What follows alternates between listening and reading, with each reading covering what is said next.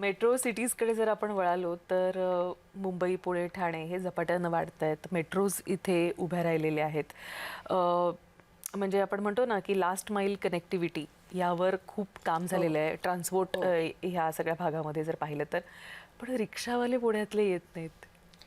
नाही, आता बऱ्यापैकी ह्याच्यात पण सुधारणा झाली आता पुण्यामध्ये कधी कारण जसं आपण ओला उबरला टॅक्सी येते तशी आता रिक्षा पण यायला लागली आहे. त्यामुळे एक ती सुधारणा झालेली आहे की नाही, मी भाडं नाकारेल.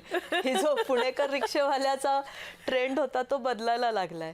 आणि आता त्यांनाही माहिती आहे की जर आपण नाही हे केलं तर मग आपण एका जागीच बसून राहू. त्यामुळे ती सिस्टीम पण आता बदलते आणि आपण आता पिकअप आणि ड्रॉप ऑफ पॉईंट जे मेट्रोला जे तू म्हणली, तर तिथे जर आपण हे रिक्षा आणि ह्यांना जर ते दिले तर त्यांचा पण बिझनेस वाढेल. आणि ही मानसिकता मला वाटतं आता ती चेंज होतीये याच्याप्रमाणे. आणि हे सगळे ॲप डेव्हलप करणं, त्या इंटिग्रेटेड सिस्टीम्स डेव्हलप करणं हे चालू आहे. आणि जेव्हा आता आपण मेट्रोचे प्लॅनिंग करतोय ते त्याच्याबरोबर ह्याचे प्लॅनिंग पण आत्ता आपण करतोय की असं नाही की ते नंतर जाऊन करू.